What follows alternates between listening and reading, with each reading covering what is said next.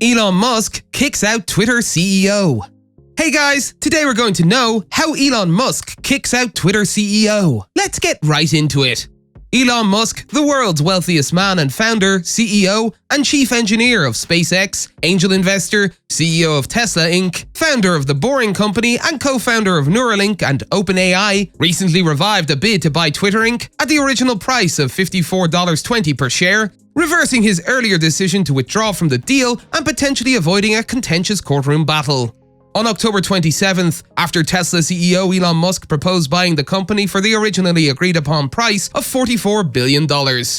Musk's unexpected turnaround came not on Twitter, as has been his custom, but in a letter to Twitter that the company filed with the US Securities and Exchange Commission. According to AP News, it happened less than 2 weeks before a trial between two parties was set to begin in Delaware.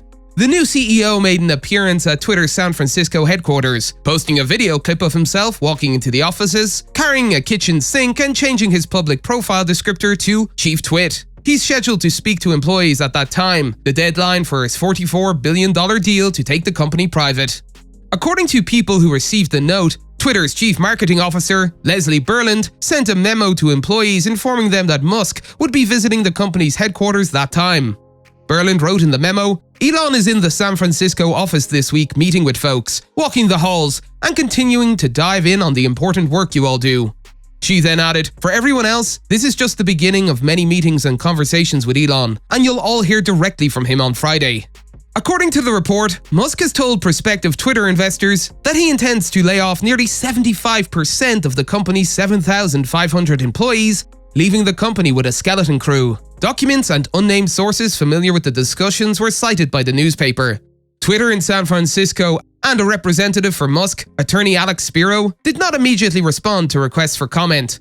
While job cuts were expected regardless of the sale, Musk's proposed cuts are far more severe than anything Twitter had planned. Musk has previously alluded to the need to reduce the company's workforce, but he hasn't given a specific number, at least not publicly, according to AP News. Wedbush analyst Dan Ives said a 75% headcount cut would indicate, at least out of the gates, stronger free cash flow and profitability, which would be attractive to investors looking to get in on the deal. He then added, "That said, you can't cut your way to growth." Ives added that such a drastic reduction in Twitter workforce would likely set the company back years. Twitter's shares rose on the latest indications that billionaire Musk intends to honor his agreement to pay $54.20 per share for the company. Then, according to Bloomberg, Musk told bankers that he expected the deal to close by the deadline. Banks were anticipating a borrowing notice from Musk for $13 billion in debt financing, with the funds expected to enter escrow. The stock rose 1.1% to $53.35 at the close in New York. Bloomberg previously reported that Wall Street lenders, led by Morgan Stanley, had been preparing to fund the debt in recent weeks. But nothing was ever certain with Musk, who was only a few weeks ago attempting to back out of the deal. These latest developments indicate that he is nearing the end of the transaction. According to people familiar with the situation, at least some of the transaction's equity investors have already transferred funds in support of the transaction. According to one of the people, Musk's lawyers have written to investors supporting the equity portion of the deal in recent days to confirm that it is on track to close by the deadline. Completing the transaction would bring to a close a months-long saga in which Musk amassed a large stake in the company, agreeing to join its board before changing his mind, and then embarked on a hasty quest to take Twitter private. Aside from the debt financing, he enlisted the help of a who's who of billionaire friends and other investors to contribute a portion of the required equity, signing the takeover agreement while waiving the right to inspect Twitter's financials. As markets fell and it became clear that Musk had overpaid, he backed out of the deal, claiming that Twitter had misled him about the prevalence of fake accounts. According to Bloomberg, Musk relented after Twitter took him to court in Delaware to force his hand, and the two sides resumed negotiations. Many Twitter employees are concerned about Musk's potential ownership.